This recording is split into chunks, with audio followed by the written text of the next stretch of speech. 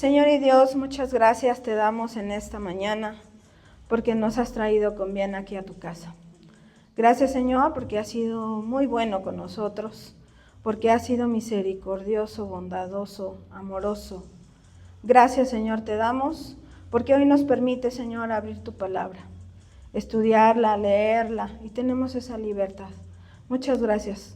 Pero ahora te pedimos, Señor, que tú abras nuestras mentes, nuestro corazón, y nos permitas entender lo que quieres que aprendamos el día de hoy de ti, y sobre todo también, Padre, poder ser testimonio, Señor, allá afuera, de las grandezas que tú nos enseñas, de las grandezas que tú haces en nosotros. Ayúdanos a reflexionar y a cambiar lo que tú quieres que cambiemos, que todo esto sea conforme a tu perfecta voluntad. En el bendito nombre de tu Hijo amado Jesucristo. Amén. Tomen sus lugares, hermanos. Bueno, el tema de hoy se llama castigo versus gracia. Y les voy a contar una historia de la vida real. Así. Es de una familia con un hijo pequeño. Y de verdad que es real, pero no me pregunten nombres, no soy yo, ¿no? Les voy a contar que esa familia tenía un hijo pequeño y fue diagnosticado con neumonía. Y la mamá me cuenta lo siguiente, se los voy a leer así como me lo contó a mí, ¿sí? Nos visitó un pastor. La visita fue porque mi hijo tenía neumonía y acababa de salir del hospital. El pastor me dijo que si le permitía leer la palabra de Dios. Y yo dije, por supuesto, pues necesitaba aliento mi alma. Pero antes de leer la Biblia, dijo, ¿están conscientes su esposo y usted que su hijo está así porque ustedes han pecado? Yo me sentí enojada y triste, porque en lugar de recibir aliento, estábamos siendo juzgados por otro ser humano. Pero gracias a Dios que solo esos sentimientos duraron un rato, porque nosotros creemos en un Dios amoroso y misericordioso que sanó a nuestro hijo. ¿Algunos de ustedes se identifican con esta historia? A lo mejor no con un hijo enfermo, a lo mejor en otra circunstancia, pero ¿se han sentido juzgados por otra persona igual de pecadora que nosotros? Bueno, vamos a ir analizando este texto que hemos leído ya. En este primer versículo de Lucas 13, del capítulo 13, dice, en este mismo tiempo estaban allí algunos que le contaban acerca de los galileos, cuya sangre Pilato había mezclado con los sacrificios de ellos. Lo que encontramos, hermanos, en este pasaje es que la gente le está contando a Jesús que Pilato había matado a unos galileos mientras ellos estaban ofreciendo sacrificios en el templo. Y Pilato entonces mezcló la sangre de ellos con la de los sacrificios que estaban haciendo en el templo. Algunos teólogos mencionan que esos sacrificios pues estaban haciéndolo con animales, y entonces Pilato mezcló la sangre de los galileos con la sangre de los animales. Y pues la creencia popular es clara, es sencilla, hermanos. Y ya me dicen si alguna vez lo han mencionado también ustedes. Si algo malo te pasa, es porque eres un gran pecador. ¿Lo hemos pensado alguna vez? ¿O han escuchado que algunas personas lo dicen? Porque en ese tiempo creían que las tragedias eran un castigo directo de Dios por pecados específicos, pecados grandes incluso. Díganme, hermanos, cuando ven un desastre, ¿han llegado a pensar, ay, seguro se lo merecían? O tal vez asumimos que Dios, que no nos pasa a nosotros las tragedias porque somos muy buenos. ¿Sí o no? ¿Sí? ¿Sí lo hemos pensado así? ¿Sí? ¿Alguna vez? Pero aquí en este capítulo 13 de Lucas, Jesús va a interrumpir esa lógica. Aquí va a venir la enseñanza de Jesús. Él nos enseña la verdad sobre el castigo y la gracia. Y nos está exigiendo, hermanos, una respuesta urgente. Es el arrepentimiento. Y esta es la primera referencia que nos va a ilustrar la forma en la que Jesús veía el castigo. Pero vamos a ver cómo responde, cuál es esa respuesta que Jesús da a estas personas que les estaban contando lo que había sucedido. Vamos al versículo 2, ¿me ayudan a leerlo, por favor?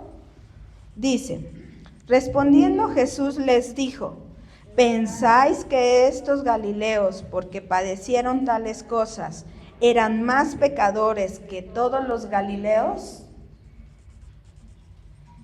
Pues sí, porque la gente, ¿qué solía pensar la gente?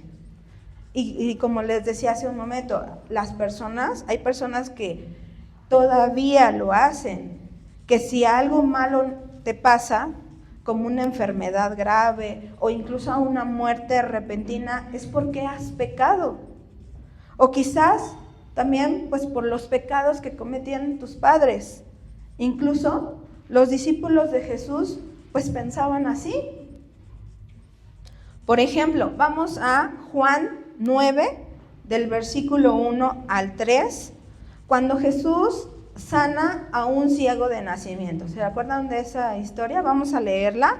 Juan 9, del versículo 1 al 3. ¿Ya lo tienen? Sí. Dice así, al pasar Jesús vio a un hombre ciego de nacimiento y le preguntaron sus discípulos diciendo, Rabí, ¿quién pecó, este o sus padres, para que haya nacido ciego? Respondió Jesús, no es que pecó este ni sus padres, sino para que las obras de Dios se manifiesten en él. Hasta ahí, gracias, hasta el 3. Está clarísimo. No es por esto, no es por él, no es por aquel. Es para que Dios, dice ahí, se manifieste. Me permiten contarles una historia. Bueno, no es una historia, es algo real. Ay, qué bonito se ve mi nombre escrito así. Gracias. Ya alguna vez ya lo conté, en una escuela de formación cristiana. Fíjense que cuando Matías tenía 8 meses, le salió un granito aquí en el lóbulo de la oreja, bueno, adentro, no me acuerdo cómo se llama. Y era como un granito pequeñito y le empezó a crecer. Y se le veía rojo, como un grano. Entonces empezó a crecer y pues la pediatra se da cuenta y me dice, no, ¿sabes qué? Es que ya está creciendo. Entonces lo que vamos a hacer es que lo vamos a mandar con la dermatóloga. Lo manda con la dermatóloga, pero para esto fuimos con una dermatóloga general, digamos, de adultos, y nos planteó un panorama, hermanos, pues lo más feo que se puedan imaginar. Y bueno, los que, por ejemplo, ahorita que son papás, Freddy y Eunice, pues que son papás primerizos, pues se pueden dar cuenta que le pasa algo al bebé y no, ya algo está mal, ¿no?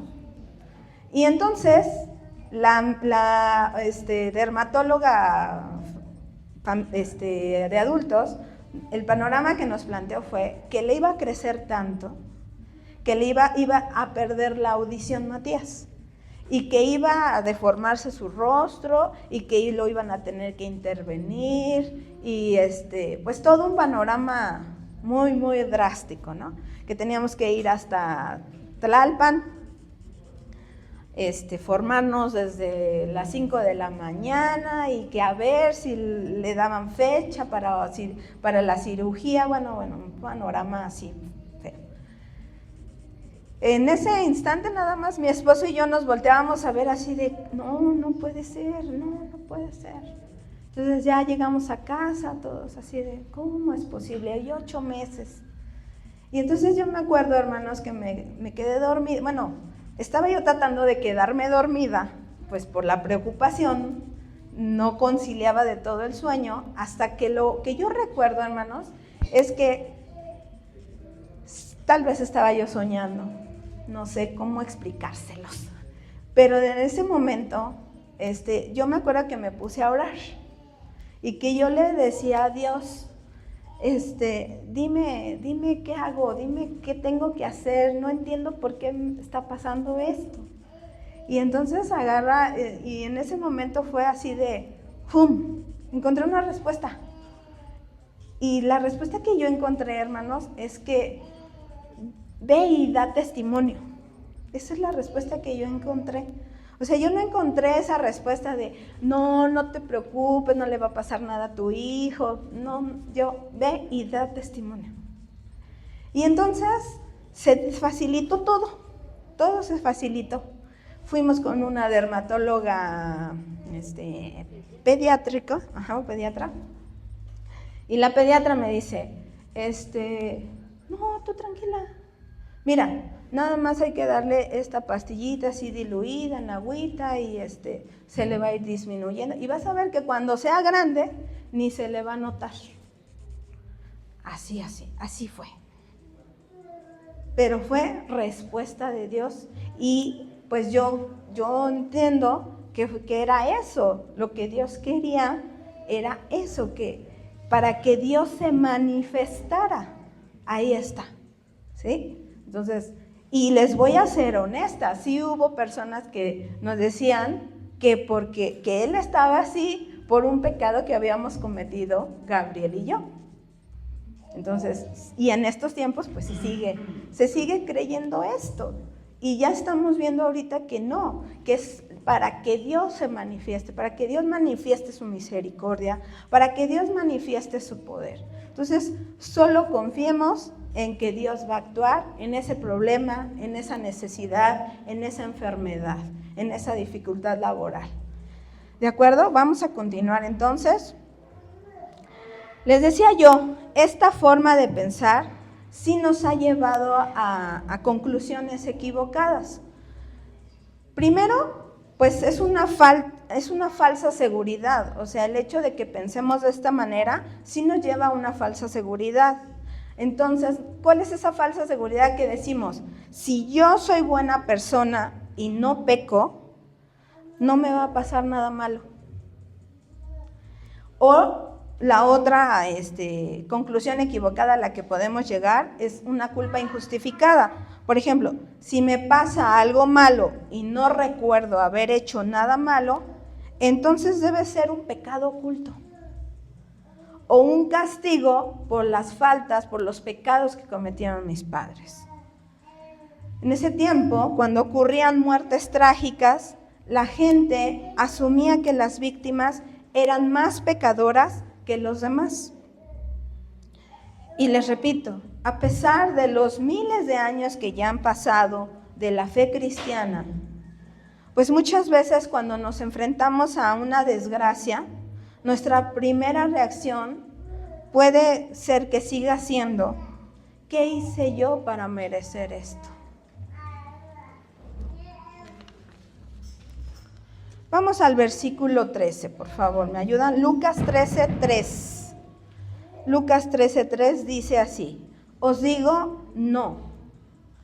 Antes, si no os arrepentís, todos pereceréis igualmente. Ahí está otra vez Jesús reafirmando que no es de esa manera. ¿Qué es pereceréis? Es arrepentirse, arrepentís es del significado hebreo, o la traducción al hebreo, es metanoia. Y quiere decir que pensemos diferente. O sea, el arrepentimiento es que se genere en nuestro pensamiento una idea diferente, ¿sí? Que reconsideremos esa forma de pensar. Esa es la invitación que Jesús nos está haciendo hoy, en este momento, ¿sí? ¿Y cuál es ese pensar diferente? La conversión. La conversión, hermanos, es nuestra única salvación. Y es aquí donde de manera urgente Jesús repite 2 veces esta advertencia. Dice, si no se arrepienten, todos perecerán igualmente. ¿Qué es perecerán? Morirán. Por ejemplo, en la traducción del lenguaje actual dice así, de ninguna manera, o sea, contesta el no, ¿no? De ninguna manera esto es así. Y si ustedes no cambian su manera de vivir, ni obedecen a Dios, de seguro morirán, perecerán, ¿de acuerdo? Y entonces, si nos convertimos, nos estamos preparando para un momento que no sabemos cómo llegará ni cuándo llegará, eso no lo sabemos. Pero lo que sí nos asegura es que cuando exhalemos nuestro último aliento, nuestra alma estará en paz. ¿Creemos esto? Estaremos en paz, estaremos con el Padre y estaremos listos para la vida eterna. Hermanos, la invitación de Jesús es que estemos vigilantes, que vivamos en gracia. Y pues lo único seguro que tenemos en esta vida es la muerte. Aprovechemos entonces, hermanos, cada día para vivir cerca de Dios y para arrepentirnos de nuestros pecados. Esa es también la invitación. Esto, hermanos, es el corazón de la gracia de Dios. Es su soberanía. Cuando Jesús permite que las tragedias sucedan, no como un capricho de Jesús, de Dios, sino como una alarma espiritual que nos despierta, que nos debe hacer reaccionar, que nos debe sacudir al arrepentimiento. La gracia también es paciencia. El hecho de que ahorita estemos vivos es una muestra de esa paciencia de Dios, ¿sí o no, hermanos? Vamos a buscar segunda de Pedro, alguien que me ayude a leer segunda de Pedro 3:9.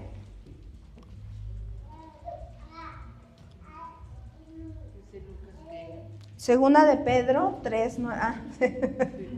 Sí. Segunda de Pedro 3:9.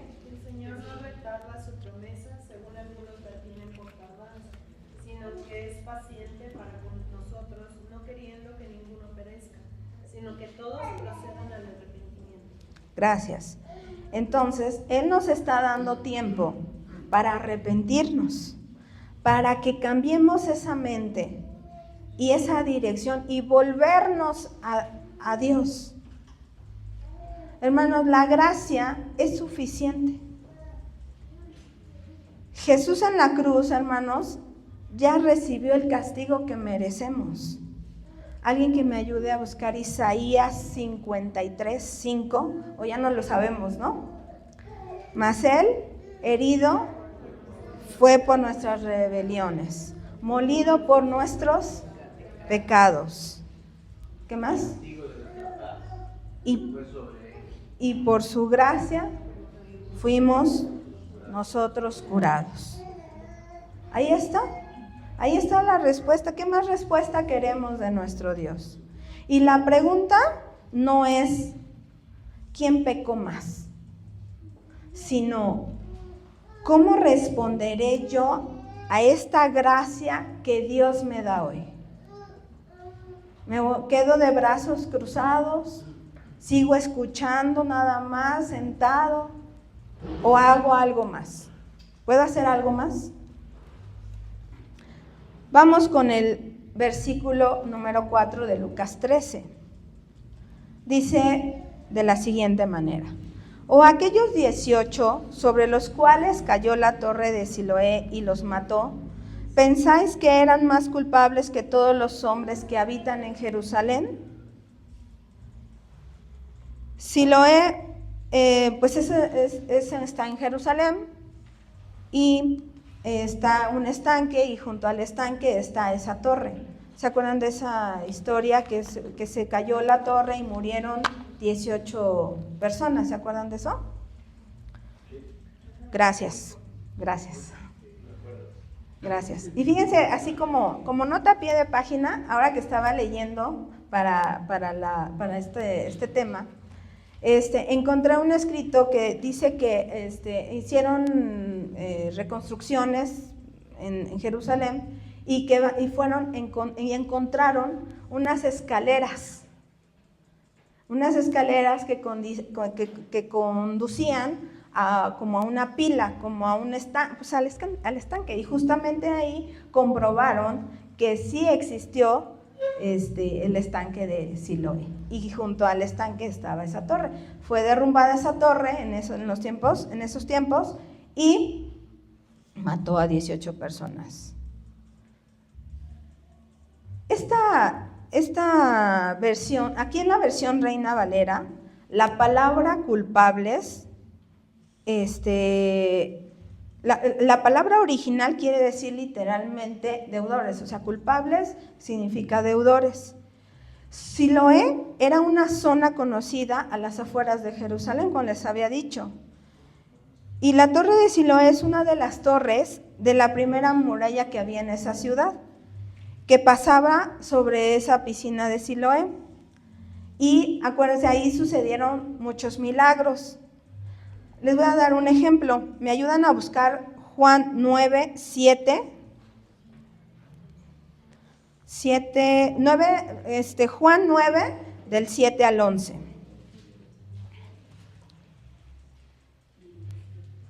Dice así: y le dijo: ve a lavarte en el estanque de Siloé, que traducido es enviado. Fue entonces y se lavó y regresó viendo. Entonces los vecinos y los que antes les habían visto que eran ciegos decían: ¿no es este el que se sentaba y mendigaba? Unos decían: él es, y otros: a él se parece. Él decía: yo soy. Y le dijeron: ¿cómo te fueron abiertos los ojos? Respondió él y dijo: aquel hombre que se llama Jesús hizo lodo, me untó los ojos y me dijo: ve al Siloé y lávate. Y fui y me lavé y recibí la vista. Aquí un ejemplo de ese milagro. Jesús, hermanos, en este versículo les advierte, en el versículo de Lucas, les advierte que no deben de suponer que las víctimas de Siloé eran peores pecadores. Aquí lo vuelve a reiterar, que el resto y que nadie es más pecador que el resto de las personas. Jesús nos llama a examinar nuestro propio corazón y nuestra propia vida, que nos arrepintamos. Este arrepentimiento debe ser un cambio en la mente, metanoia, que resulta de un cambio de acción y dirección en la vida. Acción y dirección. Y volverse del pecado a Dios. La fragilidad de la vida, hermanos, nos recuerda nuestra propia mortalidad y esa necesidad constante de la gracia salvadora de Cristo.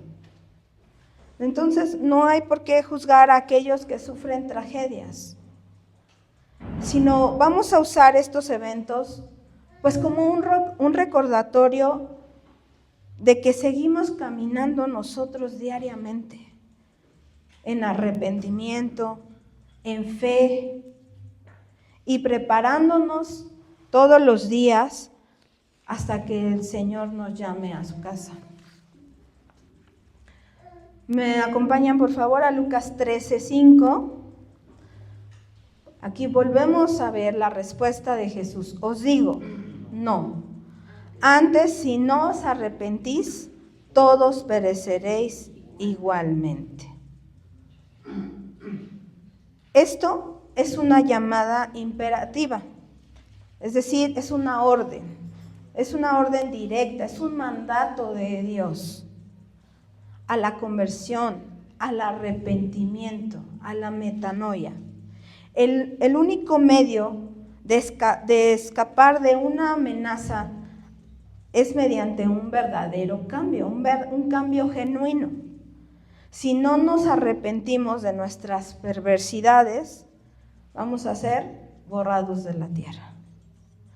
Repito, aquí en este capítulo 13, del versículo 1 al 5, estamos encontrando dos preguntas que confrontan, que nos deben confrontar, dos preguntas que nos hace Jesús, tanto en el versículo 2 como en el versículo 4. En el versículo 2 leíamos ya: ¿pensáis que estos galileos eran, por ser pecadores, más que todos los galileos porque padecieron estas cosas? Y el 4: ¿o pensáis que aquellos 18 sobre los cuales cayó la torre de Siloé y los mató, eran más deudores que todos los hombres que habitan en Jerusalén? La respuesta es no. Jesús nos dice que el sufrimiento de esas víctimas no probaba que fueran peores pecadores que los demás. No era esa la prueba. Todos somos pecadores. La razón por la que tú y yo no estábamos en ese lugar, bajo esa torre, por ejemplo, masacrados, muertos, no es porque nosotros seamos bondadosos o no. ¿Por qué es, hermanos? ¿Mandé? Por la gracia de Dios, por la misericordia y por la gracia de nuestro Dios. Entonces, el verdadero castigo que merecemos no es una muerte accidental, sino la muerte eterna, la separación total de Dios, como lo dice Romanos 6, 23, dice: porque la paga del pecado es, mas la dádiva de Dios es vida eterna en Cristo Jesús, Señor nuestro. La tragedia entonces solo es un recordatorio de nuestra fragilidad y de la realidad del pecado en este mundo caído. Y como dice Romanos 3:23, por cuanto todos pecaron y están destituidos de la gloria de Dios. Y para concluir, hermanos, este es el momento en el que Jesús nos hace una invitación a un verdadero arrepentimiento y a la conversión. Jesús sí hace un paralelismo de ese asesinato cruel de los galileos y del accidente que sufrieron los habitantes de Jerusalén cuando se derrumbó esa torre. Puede ser que aquellas personas no fueran más culpables que las anteriores. Así es la condición humana. La muerte puede presentarse en el momento más imprevisto, ¿cierto? Y estarán de acuerdo conmigo que estos acontecimientos no son más que una exhortación. Es para que profundicemos en ese cambio verdadero que requiere que hagamos en nuestras vidas. Cuando entendemos que el castigo fue justo, fue asumido por Cristo y que vivimos bajo la gracia, entonces nuestra vida tendrá un cambio genuino. Esta comprensión nos debe llevar a 3 acciones vitales en nuestra iglesia. La número 1, la unidad. Si todos necesitamos la misma gracia, ¿quién puede juzgar al hermano? A ver, voltea a ver al hermano que está a su lado. ¿Usted puede juzgarlo? Todos somos pecadores y salvos por gracia.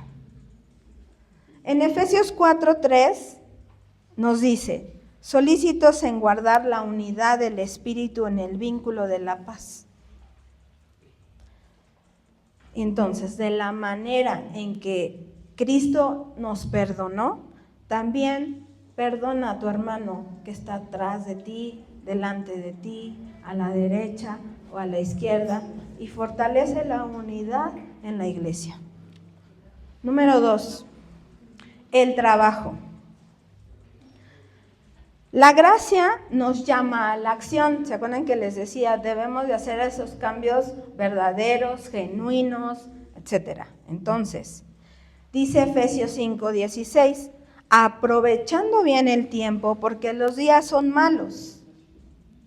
Y Juan 9:4 dice, nos recuerda, me es necesario hacer las obras del que me envió en tanto que el día dura.